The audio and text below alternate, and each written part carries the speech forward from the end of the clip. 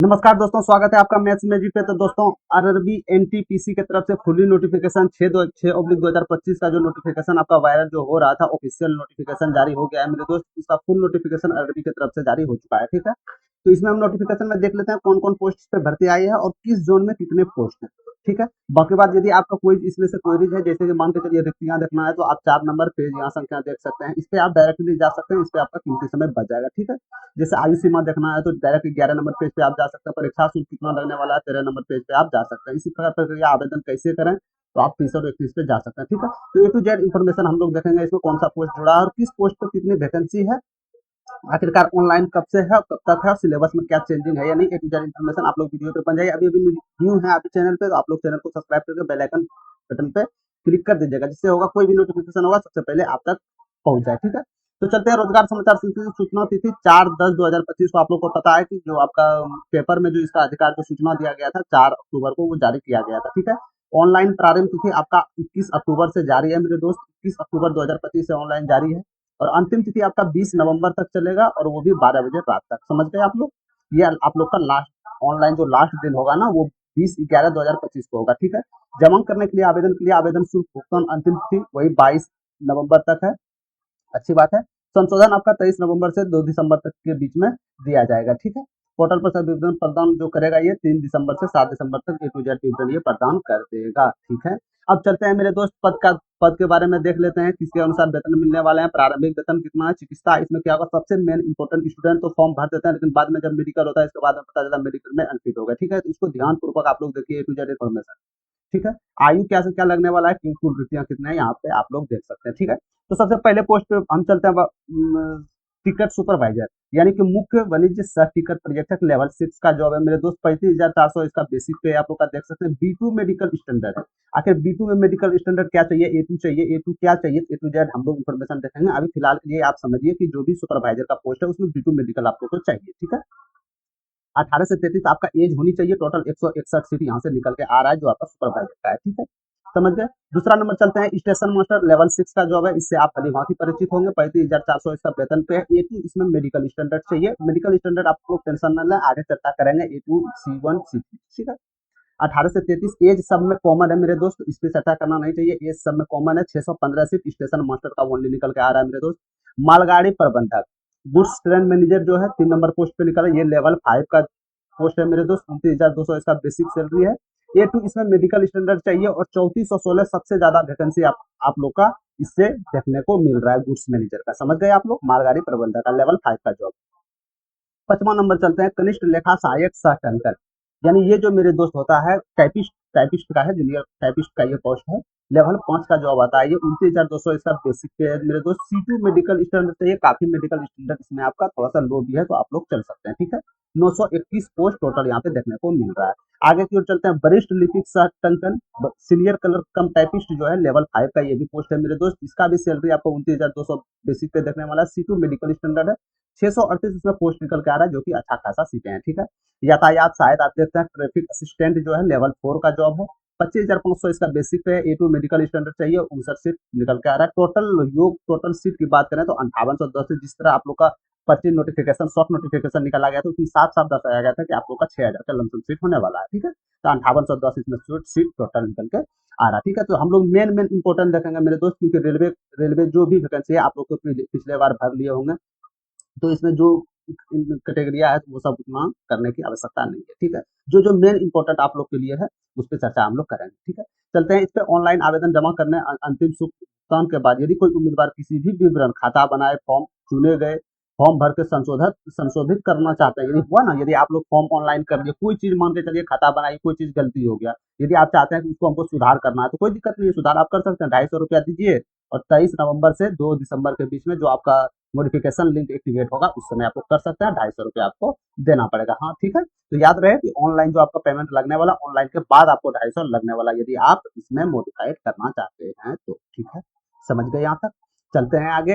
इसमें आप जानते हैं मेरे दोस्त कि जो भी होता है इसमें डीवी के लिए एक एक 1:1 में shortlisted seat by seat 1:1 में इसमें किया जाता है, ठीक है। आपका निगेटिव पता रहना चाहिए। 1/3 निगेटिव होता है। हर एक रेलवे जो भी एग्जाम होता है 1/3 निगेटिव ये लेगा, ठीक है। आपका एग्जाम एग्जाम के अंदर जो भी हो इलेक्ट्रॉनिक गैजेट हुआ, किताब पेन कॉपी कुछ भी लेके आपको नहीं जाना है, सिर्फ खाली पैर और आपका जो वस्त्र है वो पहन के जाना है, और कोई भी गैजेट लेके आपको अंदर प्रवेश नहीं करना है। समझ गए आप लोग। चलते हैं आगे की ओर। मेन इंपॉर्टेंट इसमें देख लेते हैं क्या चेंजेस हुआ है। सिलेबस सबसे अहम अहम हिस्सा होता है मेरे दोस्त इसमें, तो आप सिलेबस हम लोग देख लेंगे, ठीक है। तो चलते हैं। हाँ, अब आ गए मेडिकल स्टैंडर्ड। तो इसमें स्टूडेंट गलती क्या करते हैं, फॉर्म भरने के शुरू में तो फॉर्म भर देते हैं, जुनून होता है फॉर्म भरता है, लेकिन बाद में जब मेडिकल स्टैंडर्ड होता है ना, तब पता चलता है कि यार मेरा मेडिकल स्टैंडर्ड C3 है और हम A2 पोस्ट भर दिए, गलती कर दिए, पहले पता रहता तो C3 भरते हम। तो इसीलिए आप लोग मेडिकल स्टैंडर्ड जांच करके ही फॉर्म फिलअप करें कि आगे कोई परेशानी नहीं, ठीक है। तो सबसे पहले A2 की बात कर लेते हैं। तो A2 में क्या क्या चाहिए, शारीरिक तौर पर पूर्णतः स्वस्थ चाहिए, आपको कोई दिक्कत नहीं होनी चाहिए। दूरदृष्टि 6/9 बिना चश्मे के 6/9, कोई शौकिंग परीक्षण नहीं होगा। निकट दृष्टि 0.6 बिना चश्मे का 0.6, रंगीन दृष्टि, दूरबीन दृष्टि, रात्रि दृष्टि, निकट परीक्षण पास करना अनिवार्य होगा। ये लोग आप लोग समझ गए, ठीक है। तो मेडिकल A2 स्टैंडर्ड थोड़ा सा आपका माना जाता है, ठीक है, A1 से नीचे। अब बात करते हैं मेरे दोस्त B2। B2 में क्या चाहिए, शारीरिक तौर पर पुनः स्वस्थ चाहिए, ठीक है, शारीरिक तौर पर सब में चाहिए। दूरदृष्टि चश्मे के साथ या बिना चश्मे के साथ 6/9 या 6/12। लेंस की क्षमता 4D से अधिक नहीं होनी चाहिए। पावर इसका जो होनी चाहिए 4D से अधिक नहीं होनी चाहिए। बाकी बात आप चश्मा पहन रहे हैं नहीं पहन रहे हैं इससे कोई लेना देना नहीं है, आपका 6/9 और 6/12 होना चाहिए। समझ गए आप लोग।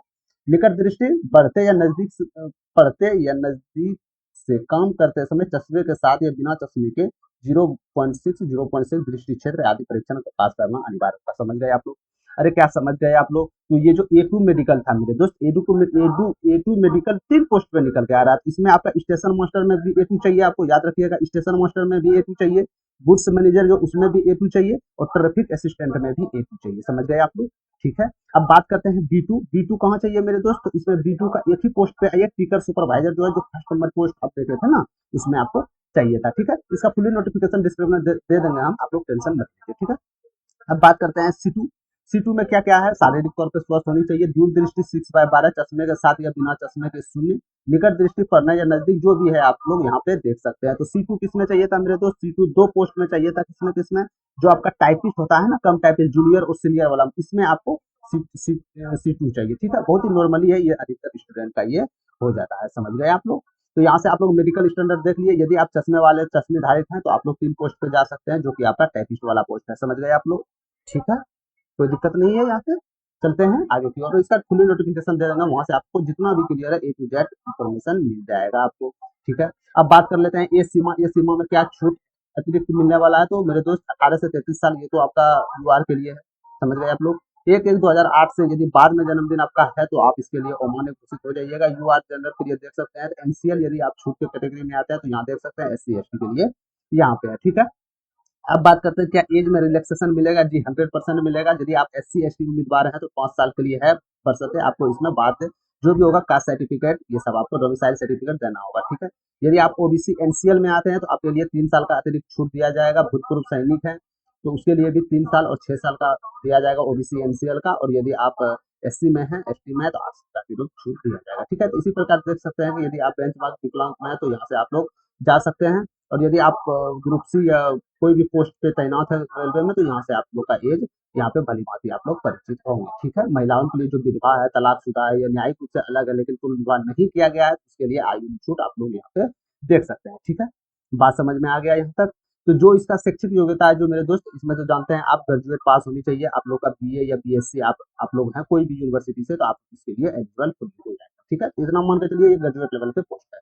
अब बात करते हैं कि इसमें क्या एप्लीकेशन फी क्या लगने वाला है। तो आप लोग को 500 लगने वाला है मेरे दोस्त। कोई भी आप लोग हो तो 500 रुपया आपको देना पड़ेगा। इसमें से आपका 380 रुपया रिफंड किया है। कहने का 400 रुपया है लेकिन प्रोसेसिंग में 20 रुपया कट जाता है, तो 380 रुपया आपका अकाउंट में रिफंड आएगा। वो भी CBT2 CBT1 होने के बाद आएगा। समझ गए आप लोग। यदि आप अनुसूचित जाति जनजाति भूतपूर्व सैनिक है, PWD है, महिला है, ट्रांसजेंडर है या अल्पसंख्यक या आर्थिक रूप से पिछड़ा वर्ग है संबंधित उम्मीदवार के लिए इसका आपका आवेदन 250 रुपया मात्र लगने वाला है, ठीक है। तो आप लोग टेंशन मत लीजिए। जो जो इस कैटेगरी में है उसको 250 रुपया लगने वाला है, जो अदर कैटेगरी में है उसको 500 रुपया देना पड़ेगा, ठीक है। साथ साथ यहाँ बोला जा रहा है कि CBT1 होने के बाद आपका मेरे दोस्त इसका जो भी आपका प्रोसेसिंग फी है वो वापस आप लोग को किया जाएगा, ठीक है। समझ गए यहाँ तक। अब चलते हैं आगे की ओर। मेन इंपोर्टेंट देख लेते हैं। जोन किस जोन में क्या क्या रिक्तियां आई है वो हम A to Z इन्फॉर्मेशन देख लेते हैं, ठीक है। यदि आपको वीडियो पसंद आ रहा है तो आप लोग लाइक और दोस्तों के पास शेयर जरूर करें जिसको ये अभी तक इंफॉर्मेशन नहीं पहुंचा है तो आप लोग उसको पहुंचाने का काम कीजिए, ठीक है, समझ गए। चलते हैं आगे की ओर बिना कुछ विलंब किए।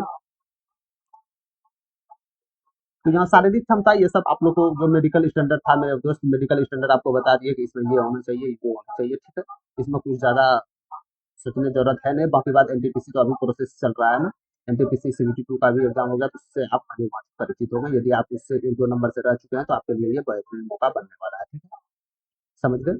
चलते हैं आगे की ओर, देख लेते हैं। हाँ, अब बात करते हैं सिलेबस की ओर। मेरे दोस्त क्या सिलेबस में कोई चेंजेस हुआ है? तो सिलेबस इसमें मान आपका 2 एग्जाम होने वाला है, एक आपका सीबीटी 1 होने वाला है और आपका एक दूसरा जो एग्जाम होने वाला है मेरे दोस्त सीबीटी 2 होने वाला है, जिसको आप मेंस से भी जानते हैं, ठीक है।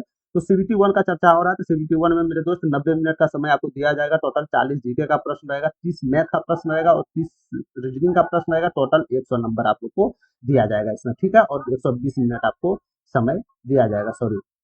हाँ, लेखन की सुविधा लेने के पात्र उस उम्मीदवार के लिए जो लेखन की सुविधा लेने के लिए पात्र जो एग्जाम नहीं दे पाइएगा उसके लिए 2 घंटे का समय दिया जाएगा, अन्यथा इसको 1.5 मिनट में निपटा दिया जाएगा मेरे अनुसार, ठीक है। ऑफिशियल और 1/3 नेगेटिव उनको ऊपर हम लोग चर्चा कर चुके हैं, ठीक है। सिलेबस आप लोग देख लीजिएगा, मैथ में कहाँ कहाँ कौन कौन चैप्टर से सीबीटी 1 में पूछा जाएगा, ये सीबीटी 1 का आपका सिलेबस है। तो यहाँ से आप लोग हिंदी नोटिफिकेशन में देख सकते हैं, ये हिंदी नोटिफिकेशन हम डिस्क्रिप्शन वीडियो के नीचे डिस्क्रिप्शन में डाल देंगे, टेलीग्राम चैनल पे हम अपलोड कर देंगे, वहां से आप ज्वाइन करके आप इसको पढ़ सकते हैं, ठीक है। ये रीजनिंग का आप लोग देख सकते हैं कहाँ कहाँ से ये पूछा जाएगा, ठीक है। कोई भी गवर्नमेंट जॉब का मेरे दोस्त कमजोरी सबसे ज्यादा सिलेबस होता है, सिलेबस को कमान कर लीजिए तो आप लोग को कहीं दिक्कत नहीं आएगा, ठीक है। समान जागरूकता में कहाँ कहाँ से प्रश्न पूछे जाएगा तो ये आप लोग यहाँ पे देख लीजिएगा। और न्यूनतम अंक लाने के लिए यदि आप यूआर में है कम से कम 40 नंबर लाना होगा तभी आप फाइट कर सकते हैं, तो ये एक नॉर्मली होता है, इससे कहीं ज्यादा पर 2 गुना 3 गुना प्रश्न नंबर लाते हैं, ठीक है। अब बात करते हैं कि सीबीटी 1 में पास होने के बाद कितना गुना सीबीटी 2 के लिए ट्रांसफर किया जाएगा, तो 15 गुना ये सीबीटी 2 के लिए ये ट्रांसफर किया जाएगा, ठीक है। सीबीटी 2 में जैसे भी आप पहुंचते हैं तो सीबीटी 2 का आप सिलेबस यहाँ देख चुके हैं नीचे। सीबीटी 2 में जो सिलेबस पूछा जाएगा मेरे दोस्त 90 मिनट का भी समय रहेगा, 50 आपका जीके रहेगा, 35 मैथ रहेगा, 5 मैथ आपका इंक्रीज किया गया है सीबीटी 1 के मुकाबले। रीजनिंग में भी 5 नंबर का आप लोग को इंक्रीज किया जाएगा और 10 नंबर जीके में इंक्रीज किया गया। टोटल 120 संख्या रहने वाला है, 90 मिनट का अवधि दिया जाएगा। और जो भी इसमें अभिभाषित लेखन की सुविधा लेने पात्र है उसको 120 मिनट का समय दिया जाएगा और वही निगेटिव 1/3 निगेटिव में कोई चर्चा नहीं है। आप सीबीटी 2 का यहाँ पे देख सकते हैं, ये सीबीटी 2 का आपका सिलेबस है, तो आप लोग देख सकते हैं ये मैथ में कहाँ से पूछने वाले हैं, रीजनिंग में कहाँ से पूछने वाले हैं और जीके में कहाँ से प्रश्न आने वाले हैं, ठीक है, कोई दिक्कत नहीं है, समझ गए यहाँ तक आप लोग। चलते हैं आगे की ओर मेरे दोस्त, अब देख लेते हैं क्या इसका रहने वाला है आगे। यदि मान के चलिए सीबीटी चरण आप पास कर गए, क्या इसमें कौशल परीक्षण की आवश्यकता है, कौशल परीक्षण देना होगा? तो सबसे पहले चलते हैं माल प्रबंधक, ठीक है। माल प्रबंधक में चलते हैं मेरे दोस्त, तो ये लेवल 5 का जॉब है जिस तरह आप मानते थे। इसी प्रकार यहाँ पोस्ट आप जिस तरह 6 पोस्ट पर निकले थे देख सकते हैं। सीबीटी 1 तो पास करना होगा आपको, सीबीटी 2 भी पास करना होगा। तो यदि आप मालगाड़ी प्रबंधक में है तो आपको कौशल परीक्षण नहीं देना होगा, सीबीटी पास करके आपका डायरेक्ट मेरिट लिस्ट में नाम आ जाएगा, समझ गए। और यदि आप टंकन है मतलब टाइपिस्ट है, यदि आप टाइपिस्ट है, सीनियर क्लर्क कम टाइपिस्ट है या जूनियर क्लर्क कम टाइपिस्ट है, अकाउंटेंट टाइपिस्ट है, तो आपके लिए टाइपिस्ट टाइपिंग करना आना चाहिए मेरे दोस्तों। आपके लिए टाइपिंग देना पड़ेगा, चाहे आप सीनियर है या जूनियर है तो टाइपिंग आप लोग के लिए लगेगा, ठीक है। स्टेशन मास्टर के लिए आपका साइको का एग्जाम सीबीएटी का एग्जाम लिया जाएगा सीबीटी 2 के बाद, यानी साइको होगा। और यातायात यानी कि जो ट्रैफिक असिस्टेंट है उसको भी सीबीएटी देना पड़ेगा, साइको देना पड़ेगा। तो साइको 2 पोस्ट पे है मेरे दोस्त, स्टेशन मास्टर और यातायात पे। और यदि आपका टाइपिंग है, टाइपिंग 2 पोस्ट पे आपको देना पड़ेगा, तो यानी कि जो सीनियर था ना, जूनियर अकाउंट्स असिस्टेंट कम टाइपिस्ट, और ये सब में देना पड़ेगा। बाकी बात जो 2 पोस्ट निकल के आ रहा है तो इसमें आपको कुछ नहीं है, सीबीटी 2 के माध्यम से ही डायरेक्ट आपको मेरिट लिस्ट में नाम आउट कर दिया जाएगा, ठीक है। इसके बाद आपका डीबी हो जाएगा मेरे दोस्त। डीबी में आपको साफ साफ बोला गया है 1/1 रेशियो, यानी 1/1 रेशियो क्या, यदि एक वैकेंसी है तो एक ही स्टूडेंट को बुलाया जाएगा, समझ गए आप लोग, ठीक है, कोई दिक्कत नहीं है। ऑनलाइन कैसे करना, आवेदन कैसे करना, ये तो आप भली भांति जानते होंगे, ठीक है। फोटो आपको जो देना है मेरे दोस्त, फोटो आपका बैकग्राउंड व्हाइट होनी चाहिए, साफ साफ इसमें दर्शाया दर्शाया गया है क्या क्या होनी चाहिए आवेदन तैयार करते समय। आप लोग अपना जो भी डॉक्यूमेंट्स है मेरे दोस्त अभी बनवा लीजिए। यदि आप ओबीसी एनसीएल में आते हैं तो एनसीएल बनवा लीजिए। डोमिसाइल सर्टिफिकेट यदि आप बनवाना चाहते हैं तो अभी लंबा डेटा बनवा लीजिएगा, ठीक है, समझ गए। आपका फोटो जेपीजी ईपीजी में 30 से 40 केबी के बीच में होनी चाहिए। आपका हस्ताक्षर 100 डीपीआई में होनी चाहिए, ठीक है। यहाँ आप आकार पिक्सल में देख सकते हैं। आगे की ओर बात करते हैं, गैर आपका कैसे अस्वीकार किया जाएगा रद्द, कौन सी गलती करने पे आपका फॉर्म रिजेक्ट किया जाएगा। तो आपका यदि बैकग्राउंड व्हाइट नहीं हुआ तो फॉर्म रिजेक्ट कर दिया जाएगा। हस्ताक्षर काली स्याही का उपयोग नहीं किए तो आप लोग का किया जाएगा, तो हमेशा काली पेन से ही आप लोग सिग्नेचर करिएगा, ठीक है। सीधी लिखावट के बजाय बड़े अक्षरों में हस्ताक्षर, यानी कि बड़े अक्षरों में कैपिटल में हमेशा सिग्नेचर आपको नहीं करना। जैसे किसी का मान के चलिए अजय नाम है तो AJAY इस तरह सिग्नेचर आपको कभी नहीं करना है, तो AJAY इस तरह आप लोग को सिग्नेचर करना है, ठीक है। खराब एब्रिविएशन और छायापत्र यानी फोटो अपलोड पूरा क्लियर होनी चाहिए, आपको दिखाने वाले हस्ताक्षर होनी चाहिए, अपलोड फोटो करनी चाहिए, कोई हस्ताक्षर रिक्त नहीं छोड़ना है, आपको हस्ताक्षर अंक देना पड़ेगा। ठीक है, तो इसमें आवेदन का हस्ताक्षर निम्नलिखित में से मेल खाने चाहिए। परीक्षाएं में इसमें डीबी के तौर पे मेडिकल लिया जाएगा, तो इसमें भी नियुक्ति के समय भी आप लोग को चेक चेक किया जाएगा। समझ गए आप लोग? ठीक है, उसी प्रकार ये अनुसूचित जाति और जनजाति जो भी आपका ये निःशुल्क रेल सुविधा जो आप लोग को मिलता है, उसके लिए पहले ही आपको फॉर्म भरते समय आपको पुष्टि करना होगा कि हाँ हमको रिलैक्सेशन चाहिए, तो उसमें सर्टिफिकेट नंबर पूछता है मेरे दोस्त, एससी का जो भी कास्ट सर्टिफिकेट है तो वो आपको देना पड़ेगा। ठीक है, समझ गए, यहाँ तक कोई दिक्कत नहीं है। चलते हैं अब मेन बात कर लेते हैं सीट के बारे में, किस जोन में क्या वैकेंसी निकल के आ रहा है। हालांकि एनालिसिस अभी नहीं करेंगे मेरे दोस्त, क्या किस पोस्ट पे भरना चाहिए उसका एक अलग से वीडियो वीडियो हम लेके आ जाएंगे, अलग से एक वीडियो लेके आएंगे, किस जोन से भरना चाहिए जो कि कंपटीशन बहुत कम रहने वाला है, कौन सा जोन कंपटीशन हाई रहने वाला है। ठीक है, तो अभी के लिए हम फुल्ली नोटिफिकेशन देखेंगे, किस जोन में कितनी सीट है ये सब हम चेक करेंगे। तो आप लोग चैनल को सब्सक्राइब करके बेल आइकन को ऑन कर लीजिएगा, जिससे कि होगा, जिससे कि हम ये सीट को एनालिसिस करें किस जोन में फॉर्म को भरना है, सबसे सहूलियत होगा। ये पिछले मुकाबले से, पिछले एनटीपीसी के मुकाबले कंपेयर करके देखेंगे, तो ये सब जैसे ही इसका वीडियो हम बनाए सबसे पहले आप तक पहुंच जाए, इसीलिए सबसे पहले वीडियो प्राप्त करने के लिए आपको सब्सक्राइब करके बेल आइकन करना पड़ेगा। ठीक है, समझ गए। अब बात कर लेते हैं मेरे दोस्त, यहाँ आप देख सकते हैं न्यूनतम शैक्षिक योग्यता योग्यता जो है टिकट परीक्षा के लिए देख सकते हैं आप ग्रेजुएट होनी चाहिए। ठीक है, इसमें ग्रेजुएट होनी चाहिए, बी2 मेडिकल ये सब पे चर्चा कर चुके हैं। स्टेशन मास्टर में विश्वविद्यालय से डिग्री होनी चाहिए आपको। सिंपल वही है मेरे दोस्त जो बताए थे, जिसके लिए टाइपिंग होना चाहिए, जिसका लिए सीवी होना चाहिए। ठीक है, अब पोस्ट की बात कर रहे हैं, सबसे पहले चलते हैं अहमदाबाद की ओर। अहमदाबाद में मेरे दोस्त इसमें जो मुख्य जो टिकट परीक्षक हैं, समझ गए, टाइपिस्ट जो है, इसमें इसमें टोटल 7 सीटें निकल के आ रहा है। आपका स्टेशन मास्टर का इसमें 19 सीटें हैं। ठीक है, मालगाड़ी प्रबंधक जो आपका है भाई, गुड ट्रांस मैनेजर, इसमें काफी अच्छा से चार्ज देखने को मिल रहा है, 34 सीटें हैं। यहाँ आप कैटेगरी वाइज देखते जाइएगा, जो आप जो जिस कैटेगरी में उसमें ये यूआर के लिए है। ठीक है, इसी प्रकार आप कैटेगरी वाइज यहाँ पे देखते जाइएगा। टोटल 79 सीट आपका अहमदाबाद से देखने को मिल रहा है। ठीक है, ठीक है, तो अभी बिल्कुल इसमें चर्चा नहीं करेंगे मेरे दोस्त, आपको किस फॉर्म से भरना उसका एक अलग वीडियो एनालिसिस करना पड़ता है मेरे दोस्त। ऐसे हवा में बात नहीं कर दीजिएगा कि आप किस पोस्ट पे फॉर्म भरते हैं। मान के चलिए आप स्टूडेंट को बताए, स्टूडेंट आप पे भरोसा करके वो जॉन भर दिया, बाकी बात पता चला बाद में कि उसका कटअप बहुत हाई चला, समझ रहे हैं, उसका कटअप बहुत हाई चला गया, ये गलत बात है ना, उसका फुल्ली एनालिसिस करना होता है। तो वो वीडियो में बाद में लेके एनालिसिस करके किस जोन से भरना चाहिए। अभी फिलहाल के लिए जो जो पोस्ट है, कौन कौन पद पद में कौन कौन से कितने नंबर पे वैकेंसियां, उसके बारे में चर्चा है। ठीक है, दूसरा नंबर चलते हैं अजमेर मेरे दोस्त।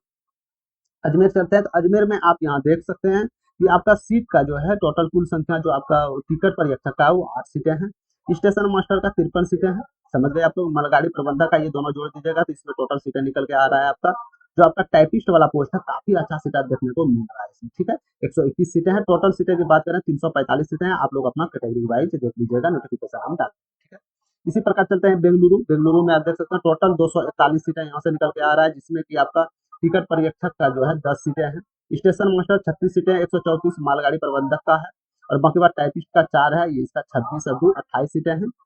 इस प्रकार के 241 सीटें यहाँ से देखने को मिलता है। ठीक है, चलते हैं भोपाल की तरफ। भोपाल में भी कुछ 382 सीटें निकल के आ रहा है, कैटेगरी वाइज आप लोग पोस्ट वाइज देख पे देख सकते हैं। ठीक है, आगे की ओर चलते हैं भुवनेश्वर। 231 सीटें भुवनेश्वर में निकल के आ रहा है, अच्छा खासा है। बिलासपुर 864। बिलासपुर हमेशा बहुत ज्यादा वैकेंसी देने वाला जोन रहा है मेरे दोस्त। तो इसमें स्टेशन मास्टर का तो काफी कम सीट है, 35 सीटें हैं। बाकी बात इसमें जो मालगाड़ी प्रबंधक जो है ना, मालगाड़ी प्रबंधक 812 सीटें इसमें निकल के आ रहा है। मालगाड़ी प्रबंधक मतलब गुड्स एंड मैनेजर जो है, काफी अच्छा खासा सीट है जिसे देखने को मिल रहा है। तो ठीक है, बात करते हैं चंडीगढ़ में। तो चंडीगढ़ में टोटल सीट 199 निकल के आ रहा है मेरे दोस्त। इसमें टाइपिस्ट का थोड़ा सा ज्यादा सा। इसी प्रकार बात करते हैं चेन्नई। 187 सीट है। चेन्नई थोड़ा सा अब की बार वैकेंसी का मामला तो बहुत कम ही इसमें है, सबसे ज्यादा इसमें सर टाइपिस्ट का वैकेंसी निकल के आ रहा है। ठीक है, गोरखपुर की बात करेंगे तो 111 सीटें गोरखपुर से निकल के आ रहा है। गुवाहाटी में 56, मात्र 56 सीटें गुवाहाटी में निकल के आ रहा है। जम्मू कश्मीर, तो जम्मू कश्मीर श्रीनगर मेरे दोस्त मात्र 32 पोस्ट यहाँ से निकल के आ रहा है। ठीक है, कोलकाता में अच्छा खासा सीट 685 देखने मिल रहा है। कोलकाता में कितनों भी सीट, कोलकाता में मान के चलिए 1000 ही सीट क्यों ना हो, 10,000 सीट क्यों ना हो, क्योंकि हमेशा इसका कटअप अब जाता है मेरे दोस्त। ठीक है, तो कोलकाता यदि आप भरना चाहते हैं तो होशियारी से भरिएगा आप लोग। तो इसमें देख सकते हैं स्टेशन मास्टर के लिए भी अच्छा खासा सीट है, मालगाड़ी प्रबंधक के लिए भी सीट इसमें दिया गया है। अपना कैटेगरी वाइज आप लोग यहाँ से देख सकते हैं। ठीक है, मालदा की बात करते हैं। मालदा में ठीक ठाक सीट दिया गया है, 522 सीट मालदा की ओर से है। मालगाड़ी प्रबंधक इसमें सबसे ज्यादा वैकेंसी को देखने को मिल रहा है। ठीक है, आगे की ओर बात करते हैं मुंबई। मुंबई में 596 सीटें हैं। आप लोग कैटेगरी वाइज देख सकते हैं आप लोग किस किस पोस्ट पे देखना चाहते हैं। ठीक है, मुजफ्फरपुर में मात्र 21 सीटें हैं मेरे दोस्त, पटना में मात्र 23, पटना को क्या हुआ पता नहीं, बहुत वैकेंसी कम रिलीज कर रहा है, ठीक है। अब बात करते हैं प्रयागराज, प्रयागराज में भी 110 सीटें हैं, ठीक ठाक सीटें यहाँ पे देखने को मिल रहा है, ठीक है। रांची, रांची 651 सीटें देखने को मिल रहा है रांची में। सिकंदराबाद 396 सीटें, ठीक है, सिकंदराबाद 396 सीटें हैं। सिल्लीगुड़ी में टोटल 21 सीटें निकल के आ रहा है। तिरुवनंतपुरम, तिरुवनंतपुरम में टोटल 58 सीटें निकल का है। टोटल सीट की बात करें 5810 सीटें निकल के यहाँ से आप लोग का टोटल सीट 5810 निकल के आ रहा है, समझ गए आप लोग। टोटल सीट 5810 निकल के आ रहा है, जिसमें कि 6 पोस्ट पे टोटल आप लोग का वैकेंसी जारी किया गया था, ठीक है। तो बात करते हैं मेरे दोस्त, ये था आप लोग का नोटिफिकेशन, आप लोगों ने देख लिया होगा किस जोन से कितना सीटें हैं, ठीक है। बाकी बात अभी इसका हम एनालिसिस नहीं करेंगे, क्योंकि इसमें एनालिसिस करने में थोड़ा टाइम लगेगा मेरे दोस्त, क्योंकि एनालिसिस आप ऐसे हवा में नहीं कर सकते हैं, ठीक है ना। एनालिसिस आप कीजिएगा तो प्रीवियस पिछले साल का पेपर लेके कीजिएगा, और अभी का जो पेपर है, अभी का जो पेपर है, ये दोनों मिला के कंपेयर करके किया जाता है, ठीक है। तो ये था नोटिफिकेशन मेरे दोस्त, 5810 पोस्ट टोटल निकल के आ रहा था। इसमें आप मेडिकल स्टैंडर्ड भली भांति देख लिया होंगे कि इसमें मेडिकल स्टैंडर्ड क्या है, ठीक है, समझ गए आप लोग। तो इसमें मेडिकल स्टैंडर्ड जो भी था, आप मेडिकल स्टैंडर्ड देख चुके हैं मेरे दोस्त।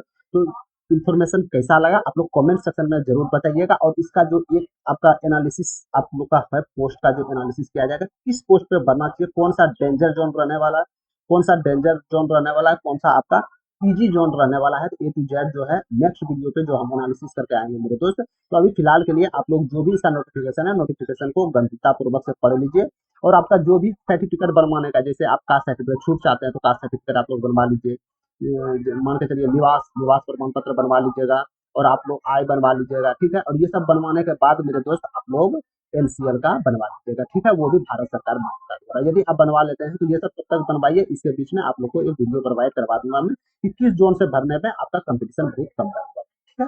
तो बहुत सारे स्टूडेंट 90% स्टूडेंट ऐसे हैं कि जोन चुनने में गलती करते हैं, उसको लगता है इसका कटअप कम जाएगा, लेकिन चला जाता है कटअप हाई, ठीक है। तो ए टू जेड इन्फॉर्मेशन पर बात करेंगे। तो अभी जो फिलहाल था हम नोटिफिकेशन लेके आप लोग को इसलिए लाए हैं कि जो भी था आपका नोटिफिकेशन, जो भी सर्टिफिकेट बनवाना होगा तो आप लोग अभी बनवा लें, बैठे ना, ठीक है। और बाकी बात जब भी सब भरते आप लोग ऑनलाइन कीजिएगा, तब तक मैं वीडियो पोस्ट कर दूंगा, ठीक है। तो नोटिफिकेशन कैसा लगा आप लोग कमेंट सेक्शन में जरूर बताइएगा। इसी प्रकार पल पल अपडेट के लिए आप लोग मेरे चैनल से जुड़ जाइए। जुड़ने के बाद चैनल को सब्सक्राइब करके बेल आइकन ऑन पे क्लिक कर दीजिएगा। कोई भी नोटिफिकेशन हो, आपका जॉब के रिलेटेड नोटिफिकेशन हो या क्लास के रिलेटेड, कोई भी आपका पीडीएफ हो मैथ्स क्लास के लेकर, ए टू जेड आप लोग को यहाँ पे सॉल्व हो जाएगा, ठीक है, समझ गए। तो अभी के लिए इतना ही मेरे दोस्त, ये था नोटिफिकेशन। तो आप लोग नोटिफिकेशन बिल्कुल गंभीरता से पढ़िएगा, आराम से आप लोग नोटिफिकेशन पढ़िएगा, ठीक है।